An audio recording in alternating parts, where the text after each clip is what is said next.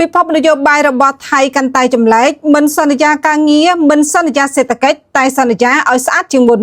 បាននិយាយពីនយោបាយដែលស្ដាប់ហើយធ្វើឲ្យមនុស្សអស់សម្ដេចបញ្ឈប់ក្នុងការបោះឆ្នោតជ្រើសរើសនាយករដ្ឋមន្ត្រីថៃលើកនេះមេបកជំរឿថ្មីគឺជាតួអង្គដែលមិនអាចមើលរំលងបានលោកមង្គលគិតមេដឹកនាំបកនេះមានសមត្ថភាពពិសេសមួយគឺរកគំនិតប្លែកៗដែលស្ដាប់ហើយមិនដឹងថាគួរឲ្យសើចឬយំគំនិតមុនមិនទាន់ឆាប់ផ្លេចផងស្រាប់តែថ្មីនេះលោកបន្តបញ្ចេញគោលនយោបាយថ្មីមួយទៀតធ្វើឲ្យអ្នកលេងបណ្ដាញសង្គមថៃក៏ក្តៅអស់សំណើចតែម្ដងគោលនយោបាយថ្មីរបស់លោកឲ្យប្រជាជនថៃទាំងប្រុសទាំងស្រីអាយុចន្លោះ18